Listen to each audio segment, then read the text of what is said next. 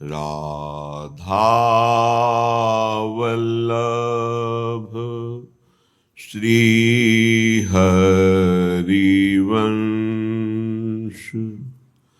राधा वल्लभ श्री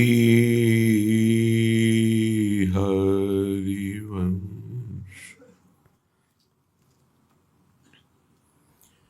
वृंदावनेश्वरी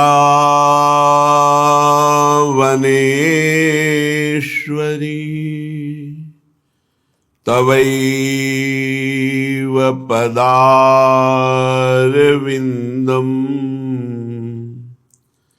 प्रेमामृतैकमकरन्द रसौघपूर्णम्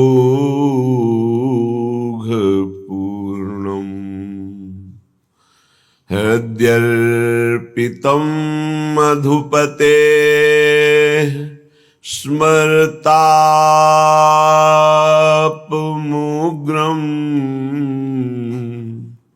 निर्वापयत्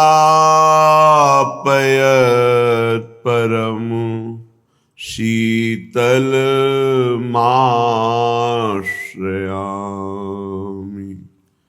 परम शीतलमाश्रयामि।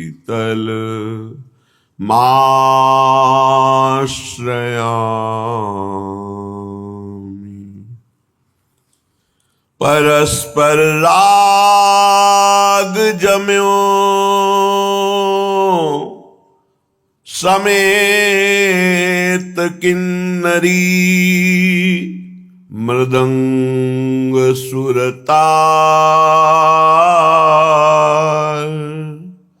परस्पर राग जम्यो समेत किन्नरी मृदंग सुरतार तीनहु सुरन के तान बंधान धुर ध्रुपद अपार ध्रुपद अपार। विरसले धीरज न रह्यो तिरप लाग डाट सुर मोर निसार श्री हरिदास के स्वामी श्यामा श्री हरिदास के स्वामी श्यामा जे जे अंग की गति लेती अति निपुण अंग अंग आहार निपुण अंग अंग आहार। तो कौपिय बोलत हैरी लाल ठाढ़े कदम्ब तर अब के ऐसों ज्यों किए कहा होत हैरी मारी रही कुसुम सर कुंज बिहारी अपनो अंश तासों क्यों की जय छदमवर श्री हरिदास के स्वामी श्यामा ढूंढत बन में पाई क्रम क्रम विषम डर ढूंढत बन में पाई क्रम क्रम विषम डर। उपासक का प्रतिपल लक्ष्य आराध्य देव, ना कि शरीर, ना इंद्रियां, ना मन, ना बाहरी कोई संग, सब धोखा है। ये शरीर धोखा है, जिसको इतना प्यार करते हैं कि मैं ही मान लिया शरीर को, इतना प्यार किया। ये शरीर भी छूट जाता है, ये शरीर भी दुख देता है, ये शरीर भी दुर्गति करवा देता है यदि इसमें राग कर ले तो। फिर इंद्रियां, मन, बुद्धि, चित्त, अहंकार सब धोखेबाज। कितना भी इनकी आज्ञा पे चलो, ये बंधन, दुख, क्लेश, चिंता, अशांति, मृत्यु इसी का अनुभव कराते हैं। फिर बाहर मात तात सुत दार देह में मति अरुझय मति मंदा, हित किशोर को है चकोर तू लखी वृंदावन चंदा। यदि वृंदावनाधीश्वर युगल सरकार का साक्षात्कार करना है तो मति अरुझय मति मंदा।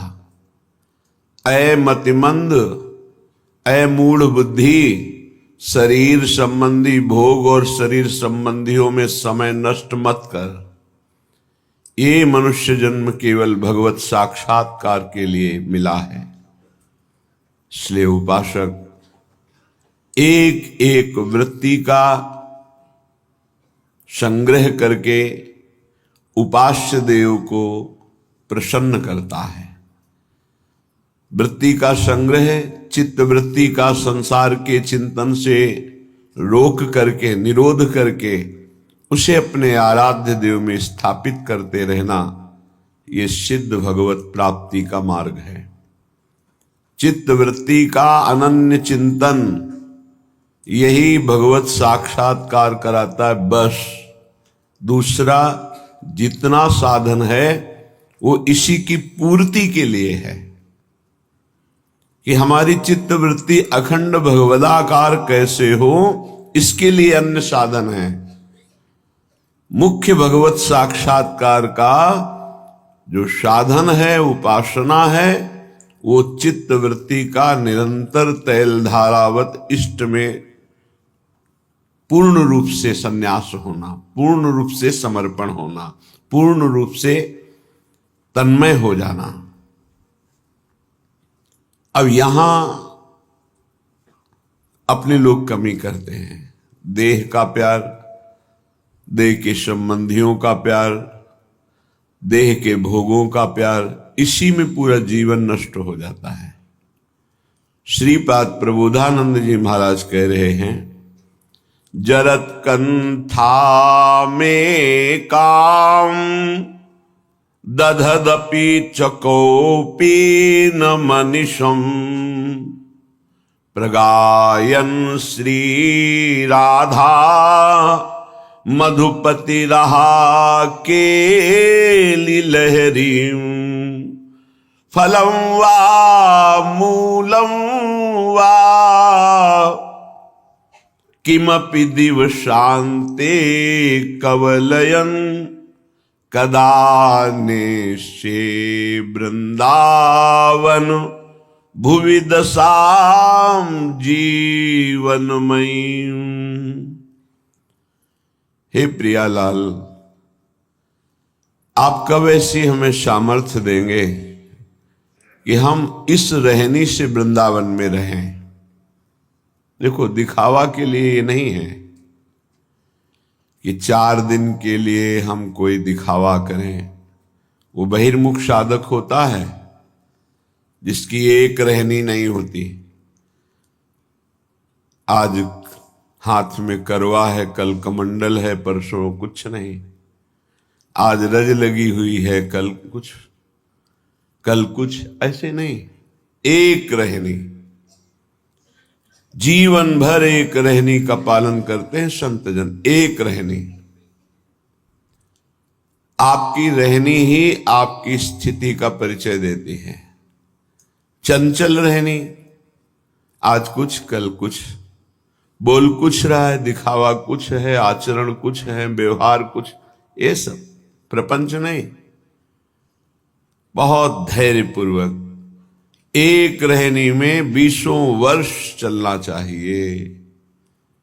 ये बहुत ध्यान से सुन ले। आज ऐसे रंग का कपड़ा, कल वैसे रंग का कपड़ा, आज दिगंबर हो रहे हैं, आज लंगोटी केवल लगी है, कल ऐसा कर, ये सब नहीं।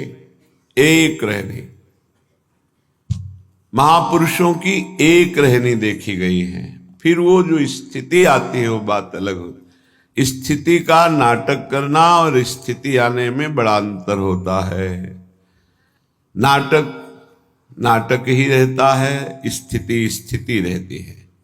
श्रीपाद कह रहे हैं इसे नाटक में ना उतारा जाए, इसे स्थिति में लिया जाए। क्या कह रहे? जरत कंथा में काम दधदपि च कौपीन मनुषम। केवल एक लंगोटी शरीर में है और ऊपर से फटे पुराने कपड़ों को घूरे में से बीन चिनगटा रक्षा कीजे सीतिन। ऐसे बसिए ब्रज बीथिन, जो फेंक दिए गए हैं वस्त्र उनको उठा लिया और उनको गांठ लगा ली गई या सिल लिया गया, उसे कंथा कहते हैं। जो वस्त्र त्याग दिए हैं, जिन पर किसी का अधिकार नहीं है, वो प्रतिग्रह नहीं होता, उसे उठा लिया, यमुना में धो लिया, गांठें लगा ली, शरीर को ढक लिया। पहले ऐसा ही था, क्योंकि यहां आधुनिकता नहीं थी। बहुत मुश्किल होता था उदर भरना, वो ब्रजवासियों की टूक से ही होता था। एक शरीर में लंगोटी और जो त्याग दिए गए हैं ऐसे वस्त्रों का संग्रह करके ग्रंथि लगाकर या शिल करके और उसको शरीर में धारण करना। जरत कंथा में काम दधदपि च कौपीन मनुषम। एकमात्र उन पुराने कपड़ों की कंथा जो जोड़कर बनाई गई, और कौपीनवंता खलु भाग्यवंता, भगवान शंकराचार्य जी ने भी कहा है। एक कौपीन केवल शरीर में, कौपीनवंता खलु भाग्य। दिखावे के लिए ना करे, प्रार्थना करते हैं, क्योंकि वैराग्य की बात सुन करके तत्काल वैराग्य धारण करना और फिर 4 दिन के बाद बदल जाना, ये ठीक नहीं होता। बहुत सोच समझ करके एक रहनी पकड़े, जो गुरु प्रदत्त रहनी है वैसे ही आजीवन निर्वाह करे। अगर एक रहने में नहीं रहोगे तो स्थिति नहीं आएगी। कभी सब कपड़े उतार दिए, कभी ऐसा पहन लिया, कभी टाट लगा लिया, कभी लंगोटी केवल है, कभी ये सब नहीं। एक रहनी गुरु प्रदत्त, गुरु ने आपको क्या दिया वैसे ही। जैसे एक रहनी में हमने देखा है बड़े महापुरुषों को। स्वामी श्री अनंग बोधाश्रम जी महाराज का सन्यास हुआ, तो सन्यास होता है दिगंबर करके, कोई वस्त्र शरीर में नहीं। गंगा जी में इतना बड़ा ही करुण प्रसंग होता है उस समय। इतना गंगा जी में खड़े करके गुरु पूछते हैं तुम्हारा कौन, ऐसे वो खड़ा होता है सन्यास। नारायण के सिवा कोई नहीं, 3 बार नारायण के सिवा कोई नहीं। फिर धिक्कार है यदि नारायण के सिवा किसी को स्वीकार करे। जब 1, 2, 3 बार गुरु के सामने कह दिया भगवान के सिवा कोई नहीं, निकलो बाहर। फिर उनको सन्यास पद्धति, फिर कहते हैं कौपीन। तो उनका गुरु जी एक बार उतरा दिया आपने, अपनी वैष्णव पद्धति में ऐसा नहीं, सन्यास पद्धति में। तो उनका लोक व्यवहार के, वो लोक कहां रह गया प्रभु? आपने जब कहा नारायण के सिवा कोई नहीं, तो अब मेरा लोक खत्म हो चुका है। ठीक है, तो चलो आश्रम। प्रभु आश्रम कैसा? सन्यास जब दे दिया तो जहां दिया यहीं आजीवन निर्वाह करूंगा। तो गंगा की रेती में आजीवन स्वामी अनंग बोधाश्रम जी, आजीवन वैसे ही दिगंबर, प्रकृति का सीधा वार सहना। गंगा जी बढ़ रही तो ऊपर रेती में, गंगा जी घट रही तो रेती में, बस ना बोलना ना मांगना। धन्य है ऐसे महापुरुषों का जीवन। बड़ी अद्भुत प्रभाव शक्ति जागृत हो गई थी। धर्म सम्राट करपात्री जी आदि साष्टांग दंडवत करते थे जाके। एक रहने देखिए, श्री सुरेशानंद जी महाराज, तरी गंगा किनारे पड़ता है, दिगंबर, माताएं बहनें आ गई, एक वस्त्र से ऐसे डाल लिया, वो इतना ढक गया, बस वही अचला आजीवन। एक रहनी, संतों की एक रहनी होती है। जो वस्त्र गुरु प्रदत्त है धारण कर लिया, आजीवन वैसे ही। ये नहीं कि आज सुना तो सब फेंक दिया और वो शुरू किया, 4 दिन बाद फिर वृत्ति बदली तो फिर आ गए। ऐसे ऐसे नहीं चला जाता परमात्मा। ये मरकट वैराग्य कहते हैं। वैराग्य को धैर्य पूर्वक गुरुजनों के आदेशानुसार धारण किया जाता है और उसी पद्धति से चला जाता है। गुरु जी का अनुकरण भी नहीं किया जाता, उनकी आज्ञा का पालन किया जाता है। गुरु जी ने जो दिया, लाल वस्त्र थे उतरे, और जो दिया वो मार्किन लाल थी, ऊपर की मार्किन लाल गेरुआ, फिर सफेद कर दिया और ये पीला, आजीवन उसी का, उसमें कोई परिवर्तन नहीं। गुरुजी नीला पहने, काला पहने, पीला पहने, सब फेंक दें, हमें आदेश क्या करेंगे? हमें आदेश कर दे सब फेंक दो, अभी फेंक देंगे। हमें आदेश करें अमुक वस्त्र धारण करो, वही धारण करेंगे। हमारा वैराग्य गुरु के श्रीमुख से है, मनमानी नहीं। तो उपासक जैसे ऐसे वैराग्य की बातें सुने ना और फिर कल से शुरू कर दे, कुछ हैं जो मनमुखी है, नहीं जानते हैं। पूरे शरीर में रज लगाने का आदेश है, कोशिश करो गुप्त रूप लगे। ऐसे प्रगट में लगा लिया गीली करके और शरीर में सूखी लगा लिया। साधारण ऐसे व्यवहार में रहो, कोई तुम्हें जान न पावे कि तुम ऐसी भावना क्यों।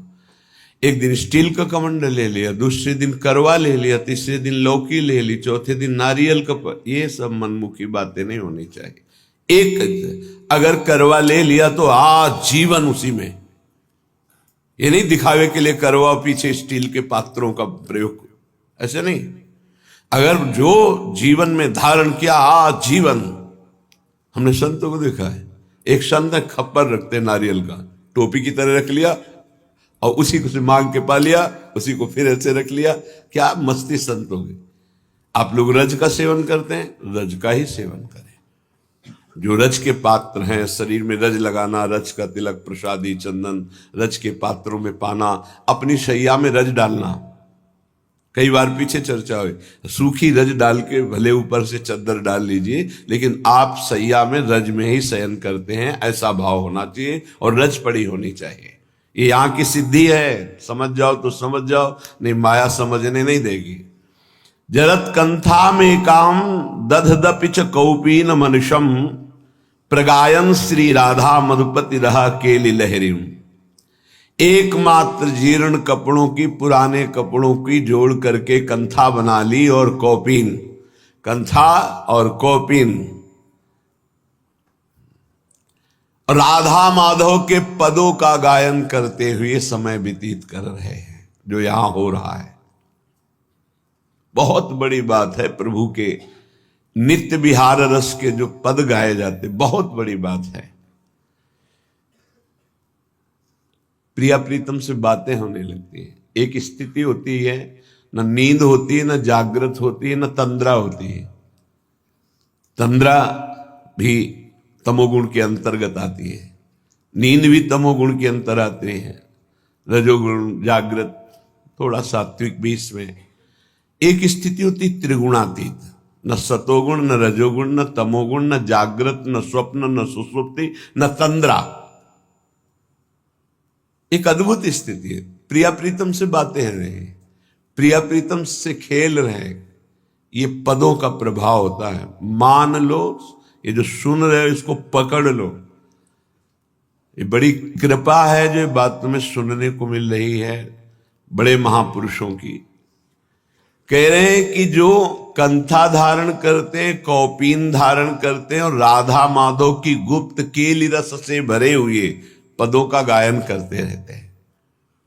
तुम्हारी समझ में ना आ रहा हो, लेकिन जिनके लिए तुम गा रहे हो, तुम्हारे पीछे पीछे चल रहे हो, वो सुन रहे हैं।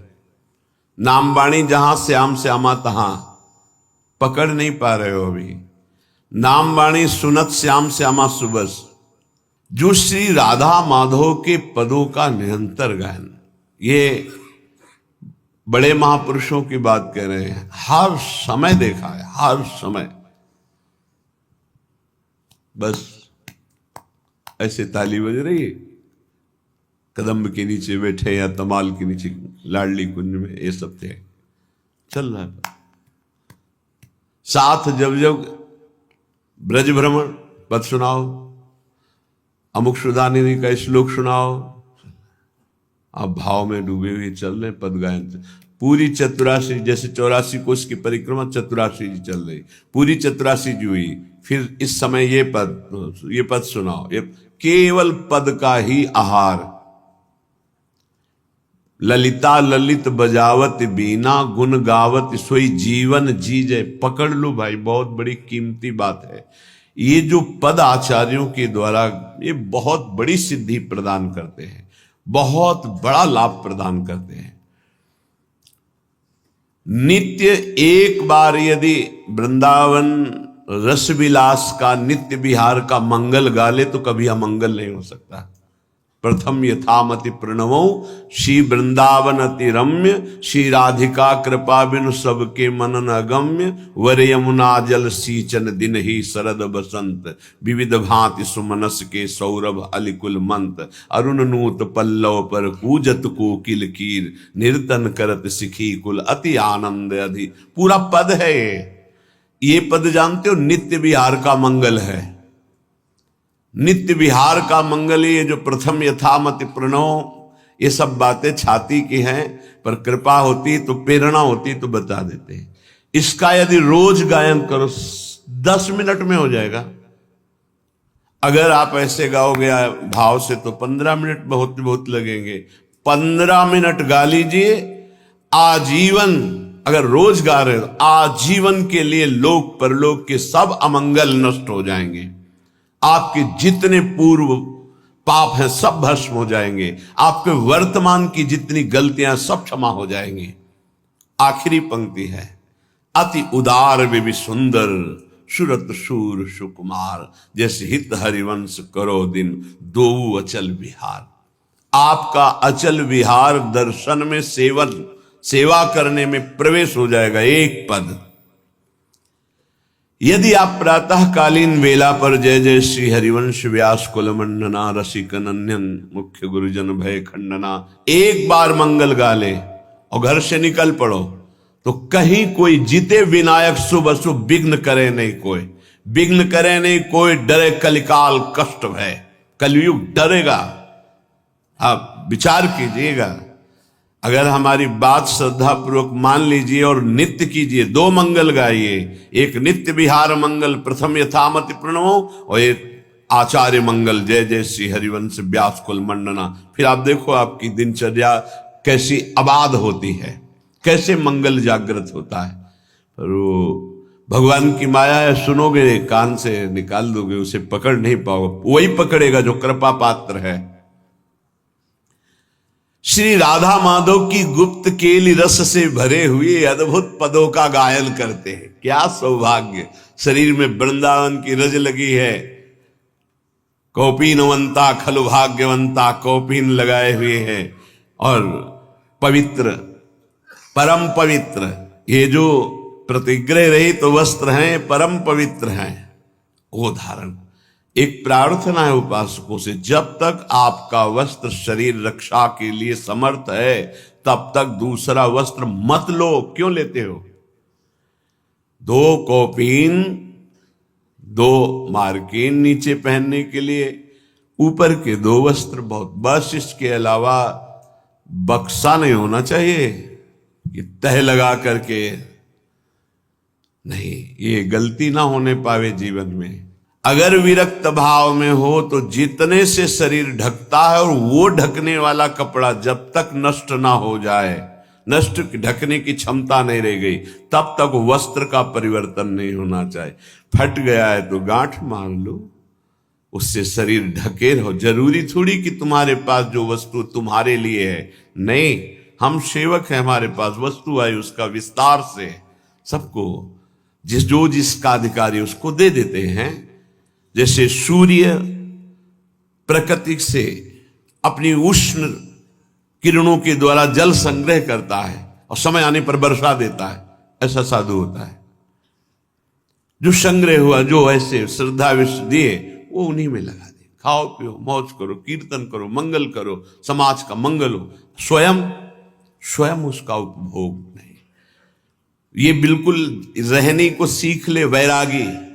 गृहस्थ अपने धर्म से कमाए हुए ही वस्त्र का भोजन का प्रयोग करे, चाहे जिस तीर्थ में जाए न वहां कोई वस्त्र स्वीकार करे, न वहां कोई सेवा स्वीकार करे, न वहां का भोजन स्वीकार करे। अगर स्वीकार करे भोजन आदि सेवा आदि तो उसका अनुपात लगा के कि ये अगर हम बार खरीदे तो कितने का मिलेगा, 100 का, तो हम 100 रुपया वहां के ठाकुर जी में रख देते हैं। वो ले ना ले 100 रुपया रख देते। गृहस्थ कभी किसी का नहीं, तो आपका सुकृत, आपका भजन सुरक्षित। विरक्त तो आपका सुकृत, आपका तप, आपका भजन सुरक्षित।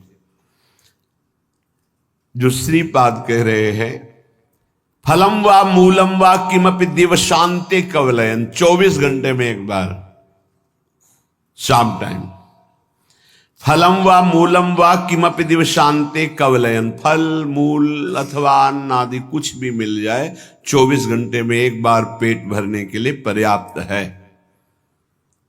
चलो श्री जी का प्रसाद 3 बार मिलता है, लेकिन प्रमाद स्थिति के लिए नहीं। अल्पाहार कीजिए और खूब भजन परायण रहिए। सच्ची मानिए बड़ा धोखा होगा अपने साथ यदि हम खान पान सुख सुविधाओं को स्वीकार करके भजन न करें। प्रिया प्रीतम के पद, प्रिया प्रीतम की सेवा, प्रिया प्रीतम के चिंतन से जो सेकंड क्षण रहित गया, हानि हरिवंश के नाम अंतर परे, लाभ हरिवंश उच्चरत बानी।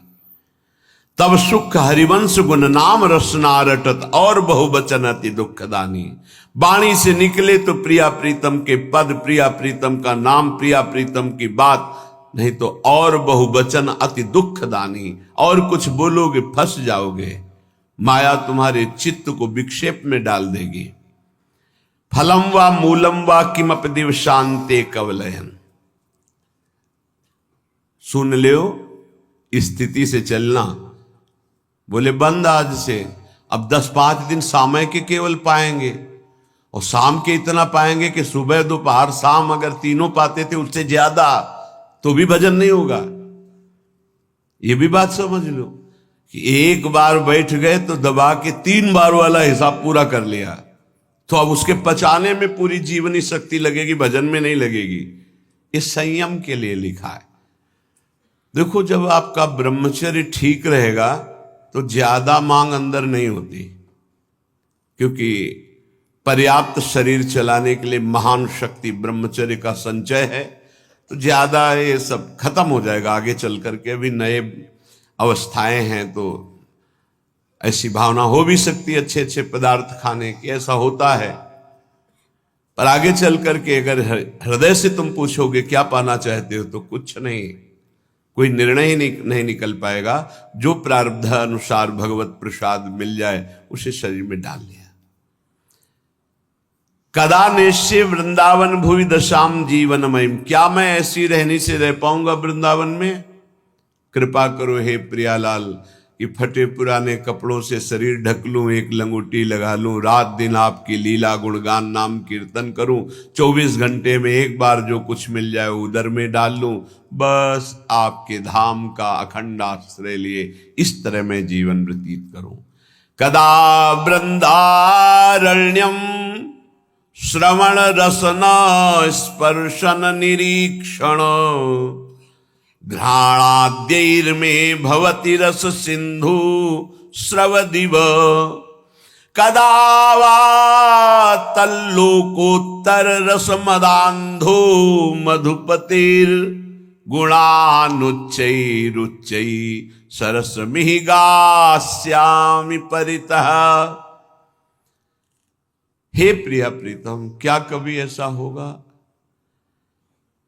कि मैं वृंदावन की ही केवल बात सुनूं? प्रिया प्रीतम, प्रेमी रसिक जन, सिद्धांत तो वृंदावन, इसके सिवा मुझे अच्छा न लगे। मेरी श्रवणेन्द्री केवल भगवत संबंध की बातें सुने बस। ये बड़े महान भागवतों के लक्षण होते हैं। बाल्यावस्था से ही महाभागवतों को यही रुचि प्रभु की कृपा से प्राप्त होती है। जितने बड़े महापुरुषों के चरित्र पढ़े तो बाल्यावस्था से वो भगवत चरित्रों का गायन, नाम कीर्तन, भगवत लीलाओं का अनुकरण, ये बाल्यावस्था से होता है। महाप्रभु हरिवंश चंद्र जी जब खेलते थे ना, तो अपने समवयस्क बालकों के साथ गोरे बालक को प्रिया जी बना देते, सावरे बालक को लालजू बना देते, दोनों को ऐसे श्रृंगार करते देववन में पत्तों और पुष्पों से, और फिर ऐसे फल ला करके भोग लगाते, आरती। ये खेल होता महाप्रभु का। कभी जैसे तमाल श्याम रंग है, गोरा रंग का कदम्ब है, तो दोनों की प्रियालाल की भावना में उनका श्रृंगार करते, उनकी बाल्यावस्था। पंडित रामकृष्ण बाबा गोविंद देव जी के साथ गोली खेलते थे, कंचा गोली, बाल्यावस्था से भगवत। ये भगवत कृपा होती है। महाभागवतों का जीवन ही केवल प्रभु होते हैं। आप सब उसी पंक्ति में बैठे हैं, ध्यान रखना, आप सब उसी पंक्ति में बैठे हैं जिस पंक्ति से महाभागवत प्रभु को प्राप्त हुए हैं। उसी लाइन पे खड़े हैं, उसी पंक्ति पे खड़े हैं। थोड़ा श्रवणेंद्रिय को सावधान रखिए। हमारी एक एक इंद्री भगवदाकार हो, सुनना बंद कीजिए प्रपंच की बातें। कान से केवल वृंदावन, प्रिया प्रीतम, भगवत चर्चा आदि। अगर आप गृहस्थ हैं, व्यवहार में हैं, तो उचित बात सुनिए, फिर आधा राधा। ना किसी की निंदा करिए, ना किसी की निंदा सुनिए। बहुत बढ़िया श्रवणेंद्री हो जाएगी। रसन, रसेंद्री, महत्पुरुषों की रहनी में हमारी दृष्टि कभी दूषित न हो जाए कि ये ऐसा। अपने को क्या करना है? अपनी रसेंद्री को देखना है। हम क्या करते हैं? सत्संग सुनकर दूसरों पर प्रयोग करने लगते हैं। ये बड़ी बहुत कठिन है। महापुरुषों को पहचान पाना बहुत कठिन है, बहुत कठिन है। श्री जी कृपा करते हैं तभी परिचय। सोई जाने जे देव जनाई, जानत तुम्हें तुम्हें हो जाए। बहुत बहुत कठिन है। इसलिए कह रहा हूं कि संग किया बड़े बड़े ज्ञानी ब्रह्मबोध महापुरुषों का, और बड़ी ऊंचाई में बड़ी कृपा हुई। ज्ञान की सबसे बड़ी ऊंचाई ब्रह्मबोध, और प्रेम की सबसे बड़ी ऊंचाई सहचरी भाव। दोनों जगह के महापुरुषों का हरि की कृपा से, शिव की कृपा से ये संयोग बैठा। रसन, रसेंद्री केवल श्री जी के प्रसाद की अनन्य होनी चाहिए। बस ये महापुरुषों में देखा है। केवल श्री जी को भोग लगाओ, बस। कई बार देखा है गुरुदेव भगवान को, जिससे ऐसे कोई महत्पुरुष प्रसाद है, सब कभी नहीं देखा। महाराज ऐसे रखते तो कभी नहीं। रसिक अनन्य, लाडली जू के अनन्य, बस। न लाज तीन लोकन की, न वेद को कहो करे। जाके बल में सब सो तोरी, लोक वेद कुल काली। बड़ा अनन्य स्वरूप। एक अन्य मार्ग के अवलंबी आए लाडली कुंज में। महापुरुषों से शिक्षा मिलती प्रत्येक। बैठे रहे महाराज जी, संभाषण तो करते ही नहीं थे। जहां कोई आता तो कहते पद सुनाओ, पद सुनाना शुरू कर। जब वो जाने लगे तो ऐसे महाराज जी से किया। महाराज जी 2 कदम पीछे हट गए। अयोग्य हूं, शब्द थे अयोग्य हूं। नहीं नहीं, आपका हमारा सौभाग्य होगा। फिर हटे, नहीं अयोग्य हूं। तो उनसे हमने इशारा किया महाराज जी। जब वो चले गए तो पूछा महाराज जी क्यों नहीं? उनका सब भगवत स्वरूप है, पर जो हमारी श्री जी की सेवा में नहीं, आलिंगन नहीं कर सकते। हमारा आलिंगन होगा तो हमारी श्री जी की सहचरी का ही होगा, अन्यथा बलिहारी अनन्य निष्ठा। कोई ऐसे बिरले अनन्य रसिक। रसेंद्री, ये केवल श्री जी के प्रसाद का ही स्वाद ले, चाहे जल हो चाहे भोजन। अगर चूक हो गई तो ध्रुवदास जी ने लिखा है कि अगर अमनिया आप लेते हो तो ताको बड़ो अपराध है। ये आपकी बुद्धि को रस क्षेत्र में नहीं जाने देगी। ये आजकल ऐसी बहिर्मुखता चल गई, बोतल खोली ऐसे खड़े खड़े पे। नहीं भाई, जल पीना, रुकिए आप। अगर आप वैष्णव हैं तो आपके पास झोली होनी चाहिए, गिलास होना चाहिए, आप ले लीजिए गिलास, उसको धोइए, जल भरिए, राधा वल्लभ लाल की जय, प्रभु जल पान कीजिए। भाव में 1 सेकंड लगता है, राधा राधा राधा, पान कर लिया। पानी भी बिना अर्पित किए हुए, बिना नाम लिए पानी। अपनी तो पद्धति है कि जब भोजन के लिए बैठते हैं तो पहले नाम कीर्तन होता है, फिर आचार्य गुरुजनों की जयकारा होती है, तब प्रसाद पाया जाता है। चलो आप लोग गृहस्थ हैं, इतना समय नहीं है, तो एक बार तो बोल दीजिए राधा वल्लभ लाल की जय और भगवद अर्पित कीजिए, फिर पाइए। अगर आप ऐसे प्रसाद पाएंगे तो आपकी रसेंद्री सार्थक हो जाएगी। नहीं, फंसाए है रसेंद्री। कितने घृणित हैं, शरीर के अंगों को खा रहे हैं। वो जिसे कहते हैं, वो फोड़ के देखो क्या लिबलिबा भरा है, दलित दुराए, उसको खा रहे, कह रहे हैं हम बहुत बलवान हो जाएंगे। अध्यात्म बल बड़ा होता है या शरीर बल बड़ा होता है? जीत के दिखाओ काम क्रोध लोभ मोह मद मत्सर को। ये भक्षाभक्ष खाने वाले जीत के दिखाओ तो तुम्हें महावीर समझे। अगर कोई जीता है आज तक इन शत्रुओं पर तो अध्यात्म बल से जीता, शारीरिक बल से तो रौंद देंगे तुम्हें। क्या शारीरिक बल? ये गिर चरण दे हनुमंता, चले उसगा पाताल तुरंता। जिम अमोघ रघुपति कर बाना, ये ही भांति चले हनुमाना। ये वीरता आती है नाम भगवान का निरंतर चल रहा सात्विक भगवत पार्षद में अध्यात्म बल से। ये इधर उधर जीव जंतुओं को उबाल करके बेचारे बलहीन पशुओं को भक्षण करना, इन राक्षसी वृत्ति से थोड़ी बल आता है। अभी रसेंद्री की तृप्ति के लिए भाग रहे, कौन बना रहा कोई मतलब नहीं। होश में रसेंद्री को शासन में नहीं रखोगे, भजन नहीं होने वाला। इधर उधर के भोजन पाओगे, भजन नहीं। बहुत कीमती मनुष्य जीवन है, भगवत साक्षात्कार कर लो। सत्संग हो रहा केवल अध्यात्म के लिए, मनोरंजन की कथाएं नहीं है। इंद्रियों को संयम में रखिए, बचिए ऐसे आहार से जिसको तुम जानते नहीं, परिचय नहीं है तुम्हारा। बनाने वाला कौन है जिसको पता नहीं। बहुत सावधान। हमें लगता है कि बहुत जानकारी से, पहले कहा जाता था पानी पियो छान के, गुरु करो जान के, ऐसे कहा। हमें अब लगता है उल्टा करना चाहिए। गुरु करो छान के, एक एक गुण अवगुण की छानबीन करो पूरी, और पानी पियो जान के। कौन है, कहाँ का है, कैसे आचरण का है, कौन सा पानी दे रहा है, कौन से गिलास में दे रहा है, उसी में शराब पिया, उसी में पानी दे रहा है, बहुत जानकारी करके। सच्ची मानिए आज जो भजन में उन्नति नहीं, और उसका कारण खान पान विभाग है। रुचि ही नहीं हो सकती ऐसे अपवित्र भोजन करने वाले को भगवान में।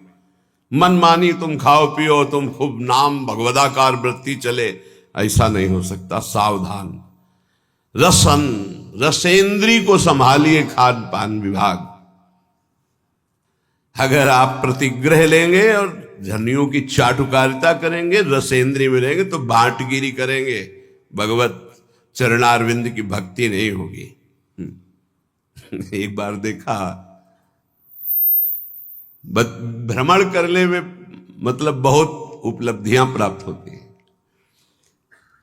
सेठ जी गिरदा लगाए तखत में बैठे मूंगफली खा रहे हैं, प्रवचन करता आके चौकी पे बैठे हैं, उनको सुना रहे हैं। वो जी बीच बीच में खोपड़ी, शास्त्र का अपमान और उसके प्रवचन का अपमान हो रहा है, और ये धनी केवल समझ पा नहीं रहा, इसकी दुर्गति पक्की है।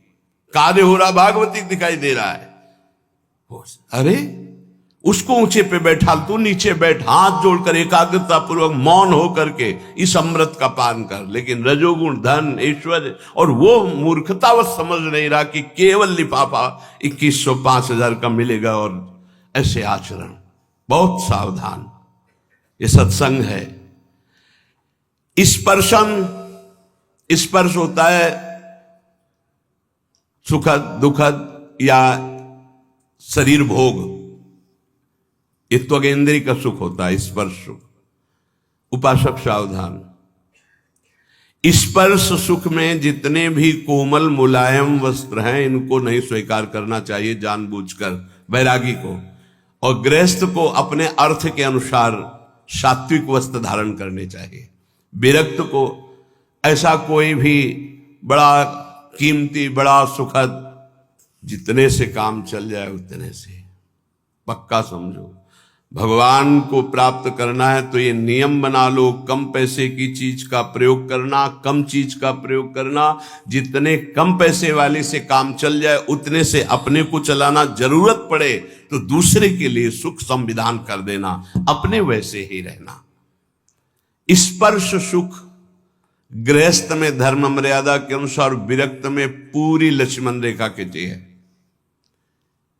ये सुख सुविधाएं शरीर को कमजोर कर देती है, ध्यान रखना। जितना आप सुख सुविधा लोगे उतने कमजोर होते जाओगे। तपती हुई काशी की घाट की चट रात्रि भर तपती थी, उस पे शयन होता। अब नीचे का चला बिछा दिया, लगुटी पहने पड़े, सुबह हुआ गए रस्सी घाट की तरफ, कच्ची शौच स्नान किया, वही अचला लपेट लिया, विश्वनाथ जी के दर्शन।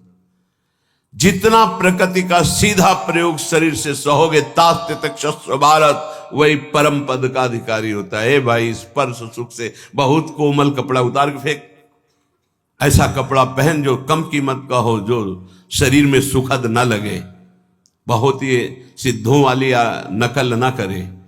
साधक को शरीराभिमान जब तक नष्ट ना हो जाए तब तक ऐसा कोई वस्त्र, ऐसी बहुत कीमती, हाँ बहुत बढ़िया है। एक साधु के पास एक आर्मी के जवान थे, वो बढ़िया वो लाए थे स्वेटर, तो वो लाए स्वामी जी स्वेटर बहुत बढ़िया है, बोले टांग दिया, तो टांग दिया कुटिया में। दूसरे दिन आए, स्वामी जी स्वेटर कैसा था? बोले बहुत बढ़िया। पहना नहीं? बोले बेटा बहुत बढ़िया, पहने कैसे? वो टंगा बहुत बढ़िया। 2-4 दिन लगातार आए, बोले स्वेटर उतार के ले बेटा, है हमारे बस का नहीं, तुम प्रेम से लाए थे इसलिए टांग दिया, हमारे बस का नहीं, हमारे पहनने का नहीं। चंदन का पलंग, चंदन का, संतों के पास ऐसा। राधा चरण दास जी 1, 2, 3, इस तीसरी पीढ़ी में, इधर से तीसरी पीढ़ी में, जो इस समय पूज्य श्री टटिया स्थान में महाराज जी विराजमान है, उनके बाद एक और उनके बाद जो उनके दर्शन किए, उनके समीप बैठे, उनकी कृपा हुई, श्री राधा चरण दास जी महाराज 2 पलंग लाए थे, एक मोहिनी ठाकुर के लिए। दूसरे दिन आए, सुनना चाहते हैं, जो धनी मानी कुछ देते ना, तो केवल भाटगिरी करवाना चाहते। क्या सुनना? कैसा था महाराज? अरे बहुत बढ़िया, जिंदगी में हमने नहीं से देखा, ऐसा सुनना चाहते हो। क्यों? क्योंकि वो देहाभिमानी जन अपना यश कभी नहीं। साधु महात्मा जो भगवत मार्ग के पथिक हैं, भाटगिरी नहीं करते। आए, दंडोत, जय जय। कैसा रहा पलंग महाराज? चंदन का है। बोले कल बताया था चंदन का है। अभी तो हमारे जो पूर्वाचार्य महांतर हैं, एक रात्रि वो शयन करेंगे भाव में, फिर 10 दिन बाद फिर आए। कैसा रहा महाराज? बोले अभी तो रखा, हम तो शयन किया नहीं। राधा चरण दास फिर चले गए, फिर अगले दिन आए। अब तो महाराज शयन कैसा रहा? वो कहलाना चाहते थे, अहो भाग्य, चंदन का पलंग। तो कौरे लाओ, जो सेवक जन, मैदान में डालो, केरोसिन डालो, आगे लगा दे। ऐसा रहा। और कहा दोबारा जो है चटिया स्थान में आप मत आना, राधा चरण दास जी। क्यों? ये संतों की रहनी। एक बार कोई बहुत बड़ी नृत्यांगना जो है गए, परिचय दिया गया कि ये अमुक हैं, बॉलीवुड में भी और ऐसे यहाँ के भी ऐसे। तो बोले नाचना चाहती हैं। तो बोले जानते हो किनकी सभा है? ये ललिता सखी की सभा है, जहां बिहारी जी नाचते। चल तुम्हारा कौन नाच देखेगा, जा यहां से। ऐसे भगा दिया। जो इस समय संसारी पुरुष जो है ना, साधुओं की भावना को नहीं समझते। यहां जब तक आप नाम जप नहीं करोगे, दैन्य नहीं होगे, तब तक आप श्री जी के सामने गा नहीं सकते। यहां जो गायन बजायन, अगर आप एक पद गा लिए हो ना, तो महारानी जी की बड़ी कृपा है। श्री जी का नाम नहीं, गुण नहीं, नहीं चल, ये नहीं। तो यहां स्पर्शन, श्रवणेन्द्री, रसेंद्री, ये बहुत ध्यान देने योग्य बात है कि अपने को अपनी महारानी जू, अपने लाल जू, बस दूसरी चर्चा नहीं। जो दैन्य होके आया रोवा वहां, तो हमने देखा यहां पास हो गया, अहम जरा सा किया। हाँ, जहां मान गुमान लकुटले ठारी डरपत कुंज बिहारी, वहां आप गा रहे हैं, ध्यान रखना। महारानी जू यहां विराजमान महारानी जू हैं। क्षण घ्राण में एक क्षण भी कोई सुगंध ऐसी मत सूंघना जो प्रियालाल को अर्पित न हो। अभी आने लगेगा प्रियालाल के प्रति ठसक हमारे माई श्यामा जू को राज। ये कोई भी सुगंध श्री जी को अर्पित है।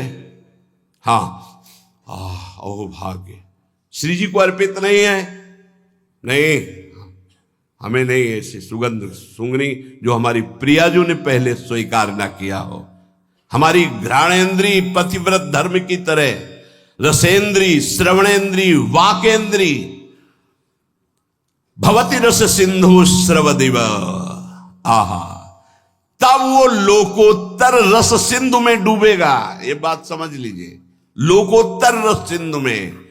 कदावा तल्लोकोत्तर रस मदांधो मधुपतिर गुणानुच्चैरुच्चै सरसमि गास्यामि परितः। लोकोत्तर रस में मदांध होकर श्री राधापति के गुणों का उच्च स्वर से वृंदावन में या जहां भी है गुणगान करता हुआ जो जीवन व्यतीत होता है, वह प्रिया प्रीतम को प्राप्त हो जाता है। इस श्लोक का अर्थ, रसेंद्रिय अनंत, श्रवणेन्द्रिय अनंत, वाकेंद्रिय अनन्य, घ्राणेन्द्रिय अनन्य और प्रिया प्रीतम का जस गान कर रहे, नाम जप कर रहे, निश्चित प्रिया प्रीतम की प्राप्ति होगी। स्वानंद सच्चिद घन रूपता मतिरियावन्न वृंदावनवासी जंतुषु, थोड़ा सावधानी का है। तावत प्रविष्टोपि न तत्र विंदते ततोपराधात पदवीं परात्पराम। यदि कोई किसी अभिमान में आकर वृंदावनवासी का अपमान कर दे, तो चाहे जितना दान पुण्य और तीर्थ याटन और सब कुछ कर ले, ये अपराध उसकी दुर्गति करवा देगा। तावत प्रविष्टोपि न तत्र विंदते ततोपराधात पदवी परात्पराम। अगर परात्पर पदवी पे भी पहुंचने की योग्यता है तो भी भ्रष्ट हो जाएगा। बैकुंठ से कोई वापस लौटा हो आज तक प्रमाण नहीं, पर सनकादि का अपराध करने के कारण जय विजय को 3 जन्म असुर योनि में लेना पड़ा। तो यह कह रहे कि वृंदावन के कोई भी प्राणी का अपमान मत करना, ये सच्चिदानंदमय है, प्रियालाल के लाडले हैं, इनका अपराध मत कर देना। यदि वृंदावन में अपराध कर दिया किसी वैष्णव का और कृपा पात्र हुए तो बच जाओगे। कैसे कृपा पात्र, वही दंड विधान हो जाएगा। नहीं कह रहे तावत प्रविष्टोपि न तत्र विंदते ततोपराधात पदवीं परात्पराम। कभी भी परात्पर पदवी की योग्यता प्राप्त पुरुष भी यदि अपराध कर दे वृंदावन के किसी प्राणी का, तो उसका सर्वनाश हो जाएगा और वो भ्रष्ट हो जाएगा, वो नष्ट हो जाएगा। दूसरा भाव इसी का, यदि कोई वृंदावन के प्राणी पर सच्चिदानंद भाव न करके साधारण प्राणी का भाव करके अपराध कर दे, तो श्री राधा माधव की परात्पर पदवी, दास पदवी उसे कभी प्राप्त नहीं हो सकती। बस ये बार बार श्रीपाद प्रबोधानंद जी ने प्रार्थना की कि वृंदावन में थोड़ा सा एक अपराध के लिए तुम सावधान रहो कि कहीं किसी वैष्णव का अपराध न बन जाए, कहीं किसी वैष्णव की निंदा अवहेलना ना हो जाए। और तो जो अपराध बनेंगे वो तो जैसे माँ अपने बच्चे की मलिनता को नहीं देखते, ऐसे वृंदावन ही प्रभाव सुनु अपनो ही गुण देत, जैसे बालक मलिन को मात गोद भर ले। पूज्यपाद श्री उड़िया बाबा जी महाराज, महाराज जी, भक्ति और प्रेम में क्या अंतर है? प्रश्न है, भक्ति और प्रेम में क्या अंतर है? तो जब तक किसी को ये याद रहे, बहुत ध्यान देने का विषय, किसी को याद रहता कि मैं प्रभु की भक्ति कर रहा हूं, तब तक भक्त। और जब ये याद न रहे कि मैं प्रभु की भक्ति कर रहा हूं और फिर हो रही है, तब वो प्रेमी मैं का प्रेम में विस्मरण, जब मैं था तब हरि नहीं, अब हरि है मैं नाहि। इतना गाढ़ भगवदाकार वृत्ति कि मैं प्रभु का चिंतन कर रहा हूं, ये भी लय हो गया, तब वो प्रेमी। और जब तक मैं चिंतन साधन कर रहा हूं तब तक भक्त। भक्ति और मुक्ति में क्या अंतर है? भक्ति और प्रेम में अंतर सुना? भक्ति और मुक्ति में क्या अंतर है? जब तक जगत की याद छोड़कर भगवत चिंतन करने का अभ्यास किया जाता है, उसका नाम भक्ति।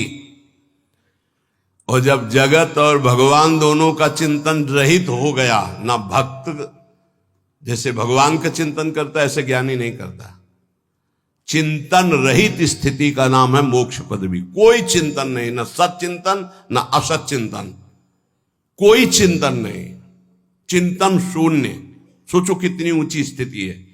कोई चिंतन नहीं, न स्थूल न सूक्ष्म, न कारण, न भगवान का, न जगत का, कोई चिंतन नहीं, शून्य। वो है मोक्ष पदवी। जैसे गाढ़ नींद में अज्ञान की धरा में, ऐसे ज्ञान की धरा में, वो जागृत में गाढ़ अवस्था में ऐसा कोई चिंतन नहीं जैसे गाढ़ नींद में। गाढ़ नींद शब्द इसलिए कि नींद में अगर गाढ़ावस्था नहीं हुई तो स्वप्नावस्था आ जाएगी, वो नहीं मानी जाएगी।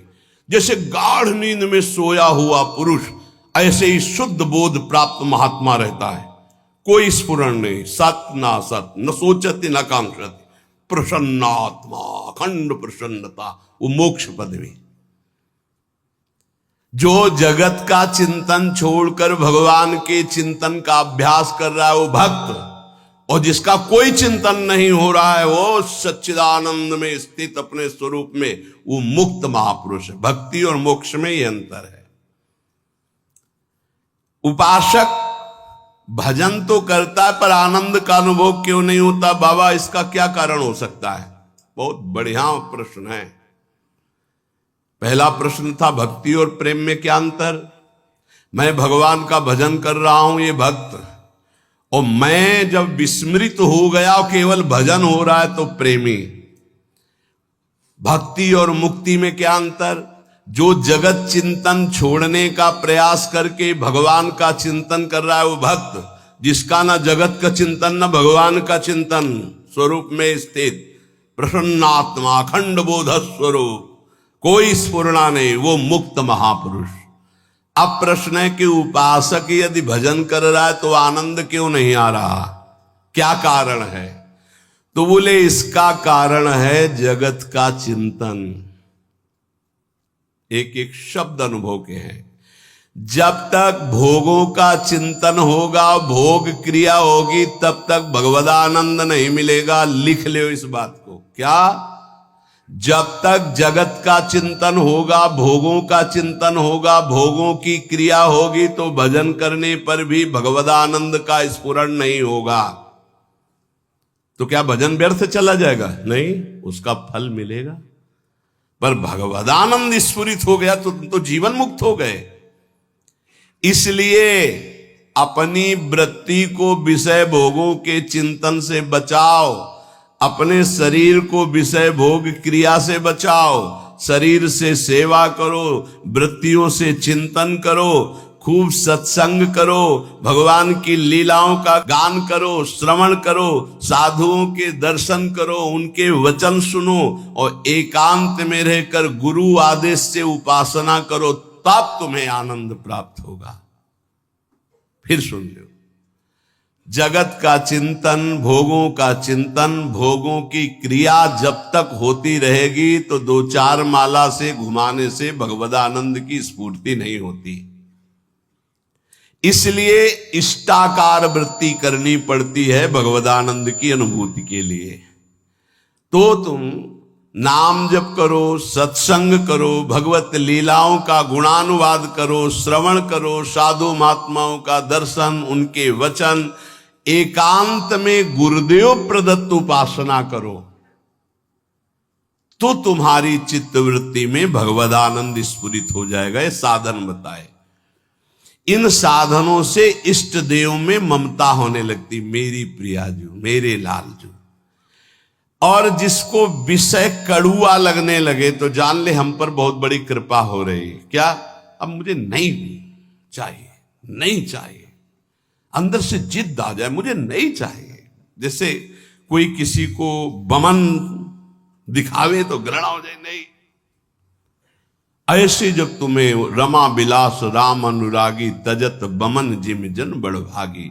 बड़भागी महाभागवत वैष्णव जन हर भोग को वमन की घृणा की बुद्धि से देखते नहीं। जब आप ऐसे चलेंगे तो विषय भोग आपको घृणास्पद लगने लगेंगे। नहीं, छी, अंदर से आने लगेगा। नहीं, अभी अमृत जैसा चिंतन होता है। जब अमृत जैसा चिंतन प्रभु का हो और विष जैसा चिंतन संसार के भोगों का हो। ब्रह्मादिक के भोग सब विष सम लागत ताई। विष सम, जैसे बढ़िया खीर, रबड़ी, गुलाब जामुन सब बना रखा, कान में कोई विश्वास पात्र आदमी आके दे, भाई हमें संशय है इसमें जहर मिलाया गया, अब एक कवल खा के दिखाओ, आप डर जाओगे। ऐसे ही महापुरुष कह रहे हैं हर विषय में आसक्ति रूपी जहर है, मत भोग। ये जहर जन्म जन्मांतर बढ़ता चला जाएगा।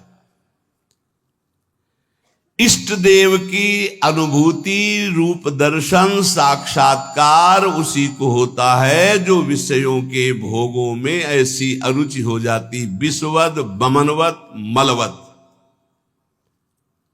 ये उसी को होती है जो निरंतर नाम जप करता है, सत्संग सुनता है, भगवत लीला गुणानुवाद गायन करता है, श्रवण करता है, साधु दर्शन करता है, एकांत देश में गुरु प्रदत्त उपासना करता है।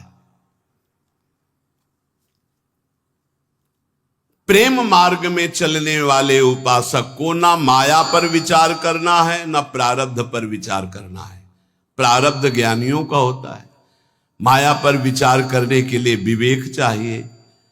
तुम्हारे लिए एक ही स्थान है, नाम जप। माया कैसी? हरि जाने, प्रारब्ध हरि जाने। अपने को क्या करना है? राधा राधा राधा राधा राधा राधा। महापुरुषों के वचनों को समझो। अपने उपास्य देव के नाम जप के सिवा प्रेम प्राप्ति के लिए और कोई भी बात सोचे ना। प्रेम मूल यह नाम है, प्रेमी रसिक जपते यह नाम, प्रेम मगन निज बन विश्राम, श्री हरिवंश जहां रहा है। सीधी बात पकड़ लो। प्रेम में यदि स्थिति प्राप्त करनी है तो नाम को पकड़ लो। प्रेम मूल्य नाम है, निरंतर नाम। जितना प्रेम बढ़ेगा उतने ही तुम्हें भजन में कमी दिखाई देगी, अपने में नीचता दिखाई देगी। ये प्रेम का लक्षण है। यदि कहीं प्रेम में विचार, माया, विवेक, प्रारब्ध, तो समझना चाहिए कि अभी प्रेम नहीं आया। प्रेम ये सब चिंतन करने के लिए समय नहीं देता। प्रेम मार्ग का पथिक तो बहुत ही निराला होता है। ऐसे जो निरंतर भजन में लगे हुए हैं वो प्रेमी गृहस्थ में रहते हुए भी बहुत बड़े महात्मा हैं। जो जंगल में रह के प्राप्त किया जाता है वो घर में रह के उसने प्राप्त कर लिया। उसने कोटि कोटि वंदना है उस गृहस्थ की जो निरंतर नाम जप करते हुए प्रभु से प्रेम। ऐसे दर्शन होते हैं, गृहस्थ आते हैं, आंसू चल रहे हैं, बस मुझे और कुछ नहीं चाहिए, प्रिया प्रीतम का चिंतन चलता रहे। बस चाहे जैसे बोल रहे हैं लेकिन हृदय तो शीतल है। प्रियालाल के लिए अश्रु प्रवाह कर रहे हैं, मांग रहे हैं प्रियालाल का चिंतन। ऐसे महापुरुष के लिए गृहस्थ और विरक्त में कोई भेद नहीं, जंगल और घर में कोई भेद नहीं है। प्रेम दो प्रकार का होता है, सक्रिय और अक्रिय। सक्रिय प्रेम वासना को लेकर के होता है, निमित्त। देखो प्रभु आपके सिवा हमारा कोई है नहीं, हमारी ये बात बना दो, हमारा संकट निवृत्ति। यद्यपि वास्तविक को केवल प्रभु को ही अपना मानता है, ये पक्की बात है, लेकिन वो प्रभु से चाहता है, इसलिए उसे प्रेमी तो कहा जाएगा, लेकिन वो सक्रिय है, क्रियावान, निमित्त, वो निमित्त रहित विशुद्ध सहज प्रेम नहीं है, सहज प्रेम नहीं है, ये सक्रिय है। ऐसे प्रेमियों की कोई खास गणना नहीं होती, मतलब इनका कोई खास महत्व तो नहीं माना गया प्रेमी जनों के बीच में। क्यों? क्योंकि जिस दिन इनकी वासना की पूर्ति हो जाएगी उस दिन से इनका लगाव कम हो जाएगा, ये सिद्धांत है। और जो निष्क्रिय प्रेमी होते हैं, निष्काम, कोई निमित्त नहीं, ये भगवान को अधीन कर लेते हैं अपने, इनके संग डोलते हैं भगवान। जैसे कोई अत्यंत रूपवती है पर वो अन्य किसी से प्रेम करती है, तो क्या पति उसे अपने हृदय का प्रेम संपूर्ण दे पाएगा? नहीं दे पाएगा। कोई रूपवती नहीं है, गुणवती नहीं है, लेकिन अपने पति के अनन्य है, तो वास्तविक प्रीति को जानने वाला पति उसके हाथ बिक जाएगा। ऐसे हमारे श्री हरि है।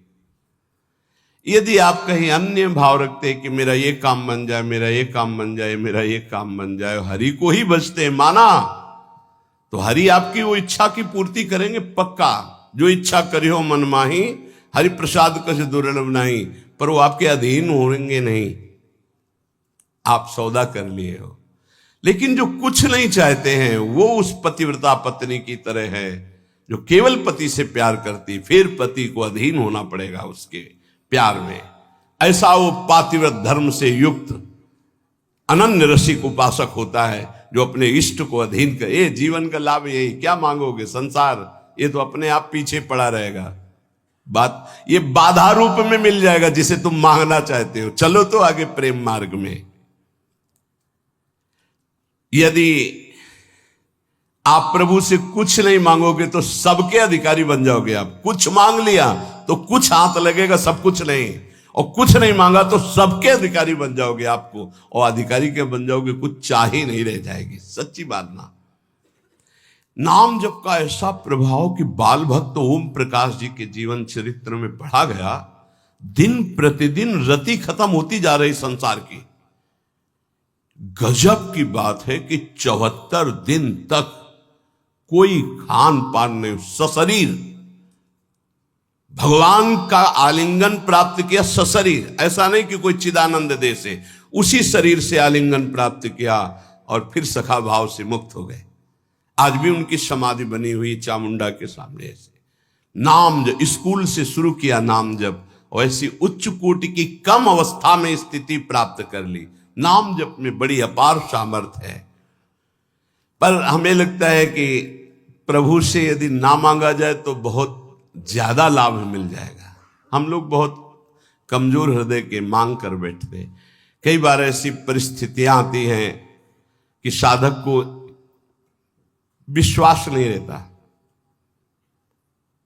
विश्वास यूं नहीं रहता जैसे बड़ी भयावह परिस्थिति आने वाली है, अब उसको लगता है पता नहीं भगवान जानते कि नहीं जानते, सुना कि नहीं सुना। हे भगवान आप ये काम बना दो, बस आप इस विकट परिस्थिति से निकाल दो नाथ, बस जीवन भर भजन करेंगे आपका। प्रभु प्रभु आप बचा लो बचा लो।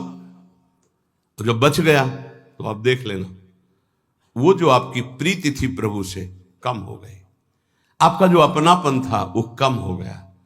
ऐसे आप अगर 100-200 बार ऐसे मांगते चले जाएंगे तो आपका भजन ही क्षीण हो जाएगा, आपका भाव नहीं बन पाएगा प्रभु के प्रति। ऐसी स्थिति आ जाएगी। सच्ची कहते हैं यदि तुम्हें वास्तविक बात समझ में आ जाए मेरी, पूज्य बाबा कह रहे, आनंद ही आनंद तुम्हारे जीवन में रहेगा यदि तुम प्रभु से कुछ न मांगो तो। जा ही न चाहिए कबहू कुछ, नहीं चाहिए, नहीं चाहिए। वो स्वामी को अधीन कर लेता है। ये बात आप अच्छे से समझ। अगर आपने कुछ स्वीकार कर लिया तो वो फिर बिकेंगे नहीं। वो आप ना ना ना तो वो बिक जाते हैं। ऐसे उदार स्वामी, ये अंदर की बात है, पकड़ लो अगर पकड़ पा रहे हो। तुम मांगोगे तो कोई नाशवान, और जब आप मांगोगे नहीं ना, वो देख रहे हो तुम जो हाय हाय कर रहे हो कि विपत्ति हटा दो, उससे ज्यादा उनको परेशानी है। आपको विपत्ति में वो नहीं देख सकते। बड़ा सर्वाश्चर्यमय, मतलब कैसे तुम्हें बताए, वो बड़ा आश्चर्य में। कल की बात, एक सखी जिसको भारी कैंसर, यहां से ऐसे मवाद बह रहा कि वो बैठे तो पूरा वातावरण दूषित हो जाए, कोई पास न बैठे, ऐसे कैंसर का स्वरूप। आए और शिष्य आए, उन्होंने कहा कि अब तो मैं मरने आई हूं, बस 2 महीने में डॉक्टर ने कहा मर जाओगे। और कल उनकी रिपोर्ट आई, बताई गई कि कैंसर ही नहीं है। जब उनको सब 1.5 साल से 2 महीने मरना था, 1.5 साल तो हो ही गए। अब वो कह रहे कि अगर 1.5 साल कोई स्फुरना ना हुई तो आजीवन के लिए खत्म। क्या लीला प्रभु की, केवल आश्रय, भगवत आश्रय। और वो ये नहीं चाहती है कि हमारा कैंसर ठीक, वो यही चाहती थी कि बस इस रज में प्राण निकले, मैं श्री जी की सेवा में जाऊं। तो श्री जी कहती है और सुनो हमारा यश, अभी और नाम जप कर लो और फिर आओ हमारे पास।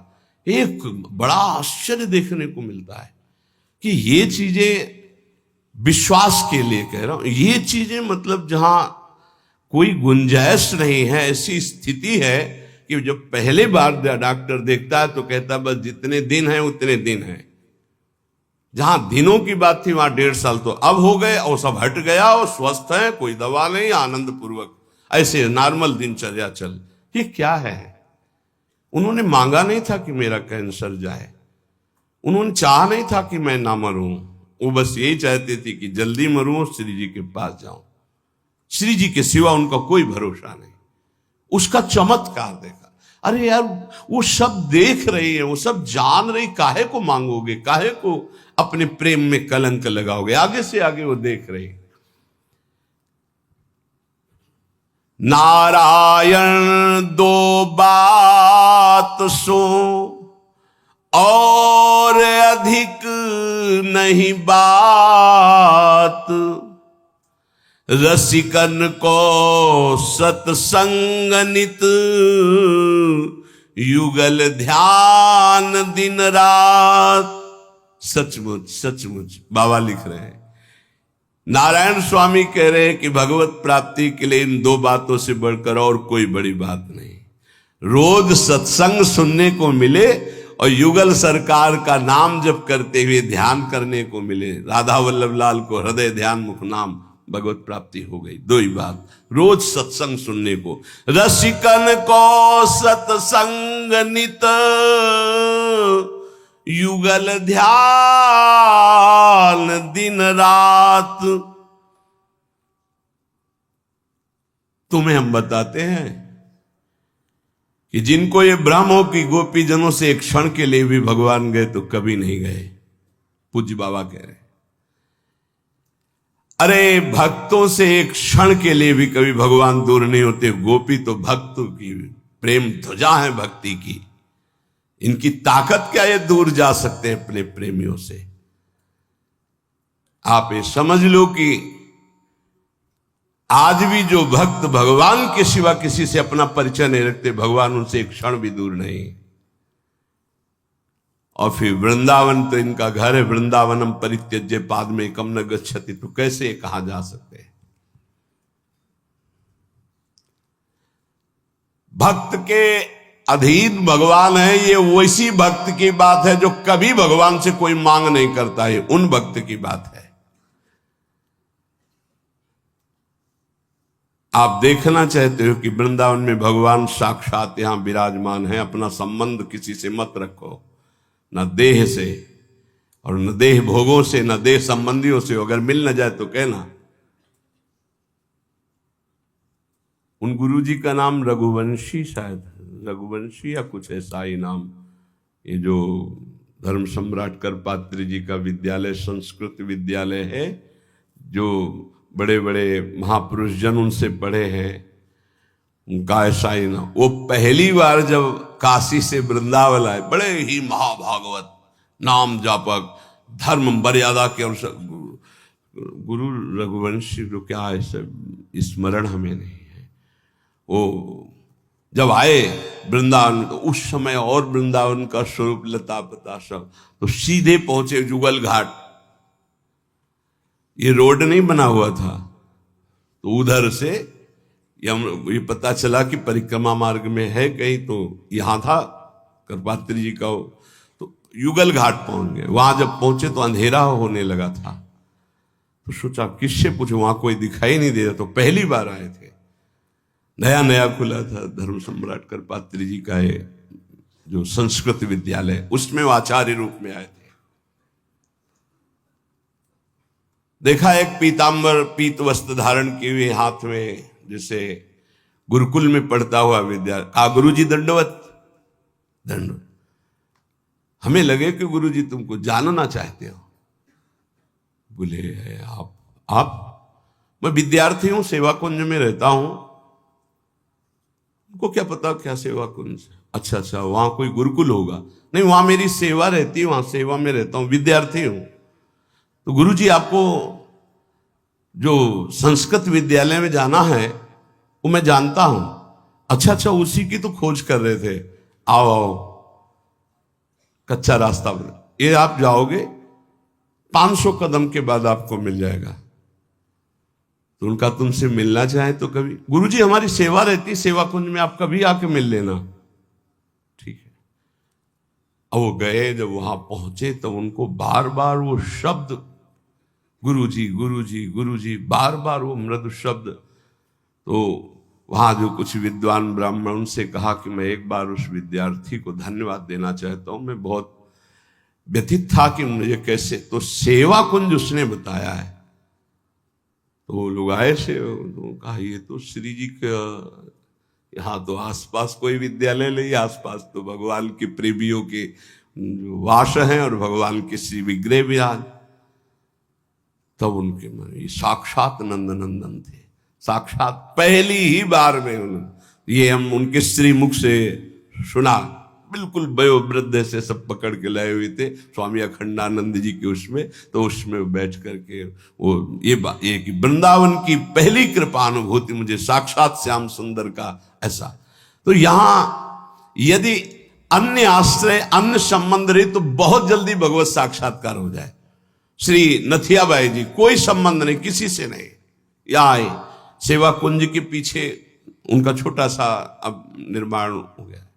तो उपला बीन लेती, चून मांग लेती, मोटी रोटी बनाती, किसी एक संत को पवा देती, धीरे धीरे छोटी सी कुटिया धीरे धीरे मांग करके, बस कोई संत पहुंच जाए 1 बजे 2 बजे 4 बजे, भाई जी राधे राधे, भूख लगी भाई जी, भिक्षा मिलेगी, रुक बाबा, तुरंत व्यवस्था करती और पवाती।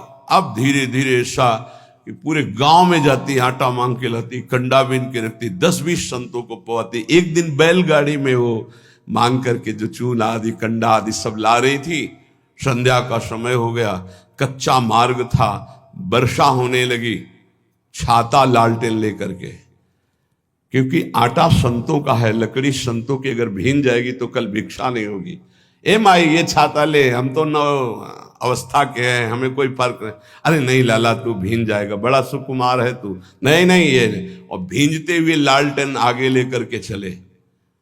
कुछ समझ में नहीं आया। जब वहां नथियाबाई अपनी कुटिया में पहुंच गई, वो गली से निकल गए। जब दूसरे दिन दर्शन करने गई तो वही छाता वही लालटेन लिए बिहारी जी उनको दिया। अरे बोले तू था, मैं तो समझ ही नहीं पाई। ये वृंदावन धाम है, रोज ठाकुर जी मिलते हैं, पर बड़े लीला बिहारी हैं। अगर किसी से संबंध रखते हो तो देख नहीं पाओगे, और अगर केवल उनसे संबंध रखते हो तो पक्का समझो कोई ऐसा वृंदावन वासी जो प्रियालाल का अनन्य है, ये नहीं कह सकता कि मुझे प्रियालाल का सानिध्य नहीं मिला। ये घर है उनका, आपका कोई और है, आपकी कोई ठौर है, इसलिए ये छुपे हैं, नहीं तो पक्का वृंदावनम परित्यज्य पादमेकम न गच्छत। यदि अन्य कोई चाह नहीं, अन्य कोई संबंध नहीं, तो फिर ये वृंदावन बिहारी तुम्हें दर्शन दिए बिना कैसे रह सकते हैं। ये सर्वव्यापक भगवान हैं एक तरफ ज्ञानियों के लिए, लेकिन प्रेमियों के लिए उनके लाडले प्रगट ठाकुर है। ये भक्तानुग्रह विग्रह है, इसलिए जो इनकी भावना में रहता है वो टकराते रहते किसी किसी रूप में, रोज मिलते रोज। देखो पहचानो, इसीलिए कहते होश में रहो, ये वृंदावन धाम है। इसलिए उपासक को श्रीधाम का यदि सानिध्य मिल गया है तो सानिध्य का लाभ लीजिए। किसी की निंदा मत कीजिए, किसी का अपमान मत कीजिए, खूब नाम जप कीजिए। श्रवणेन्द्रीय, रसेंद्रीय, घ्राणेन्द्रीय, वाकेंद्रीय, जनेन्द्रीय, इनको भगवत प्रसाद से संयम में रखा जाए। यही चंचल होकर के हमें भ्रष्ट कर देती हैं और अचंचल होकर हमें प्रभु में स्थित कर देती है। इनको चंचलता रहित करने के लिए सरल उपाय है नाम जप और सत्संग। सत्संग आपको रोज संभालेगा, नाम जप आपको पावर देगा, जिससे आपके द्वारा ये जो त्रुटियां हैं ये होंगी नहीं। खूब नाम जप कीजिए, मन लगे या ना लगे, राधा राधा राधा परम मंगल निश्चित है। शेष चर्चा आगे। श्री राधा वल्लभ लाल।